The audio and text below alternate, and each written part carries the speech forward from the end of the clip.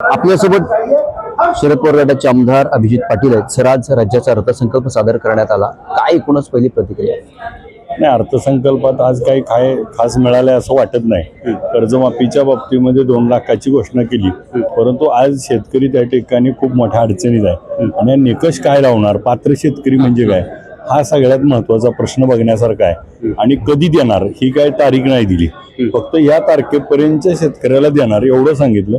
मग हा कधी मिळणार हा देखील प्रश्न या ठिकाणी निर्माण होतोय. आणि आज द्राक्ष असेल, डाळिंब असेल, ह्या शेतकऱ्याला एकराला 4-5 लाख रुपये कर्ज घ्यावं लागतं. आणि मग अशा परिस्थितीत हे कर्ज माफी 2 लाखाची कोणाला पुरणार आहे? मग आज सगळ्या अतिवृष्टी, महापूर आला होता, सगळा आमचा मतदारसंघ तर माझ्या माढा, पंढरपूर सगळं अतिवृष्टीत वाहून गेले. आणि मग त्यांची 2 लाख रुपये कर्जमाफी करायची आणि त्याची जर 4 लाख कर्ज असेल तर 2 लाख रुपये भरावं लागेल, मग 2 लाखाची होईल. असं काय ते झालं तर ते 2 लाख आणायचे कुठून? त्यामुळं मला असं वाटतं की सरसकट कर्जमाफी होणं अपेक्षित होतं. शेतकऱ्याचा सातबारा कोरा होणं अपेक्षित होतं. यातून सातबारा कोरा होणार नाही आणि मग मोजक्या लोकांना याचा फायदा होईल.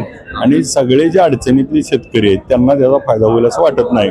आणि विशेष असं आजच्या अर्थसंकल्पात आपण बघितलं असं मराठी शाळेवर काही विषय नाही, या ठिकाणी युवकांबद्दल काही मोठा विषय यात आलेला नाही, मोठा उद्योग आपल्या इथं आलेला नाही, रोजगार निर्मितीचे नवीन काही आज आपल्याला नवीन काही यात दिसलेलं नाही. आणि 1.5 लाख सरकारने आपली काय अवस्था आहे, केंद्र सरकारने आपल्या राज्याला किती लाख कोटी रुपये दिले हे देखील यामध्ये उल्लेख नाही. आणि दिलेत का नाहीत हा देखील प्रश्न आहे. मग केंद्र सरकार, राज्य सरकार जर एका विचारायचं तर त्यांचं मोठ्या प्रमाणात आपल्याला मदत होणं अपेक्षित होतं तूट भरून काढण्यासाठी. आज 40,000 कोटीची तूट तर आत्ताच सांगितली आहे आणि टोटल एकूण तूट 1.5 लाख कोटीची. यामध्ये राज्य सरकारला केंद्र सरकारने ही तूट भरून काढण्यासाठी फंड देणं गरजेचं होतं. हा दिलेला यातून दिसत नाही. ग्रामीण रस्त्याला 4,000-5,000 कोटी आणि मुंबईतल्या एका रस्त्याला 18 आणि 20-20 हजार कोटी रुपये.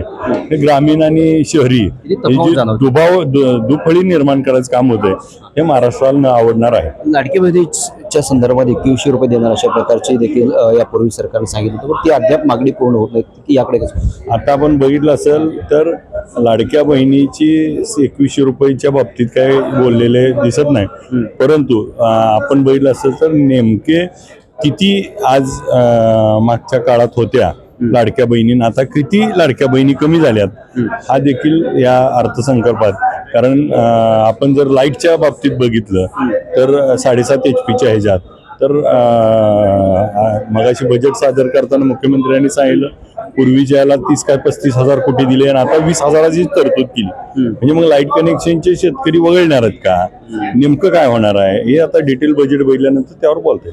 तुम्ही आमची संवाद साधल्याबद्दल. हे होते अभिजित पाटील. मी गुणवंत नागर, DRV न्यूज, मुंबई.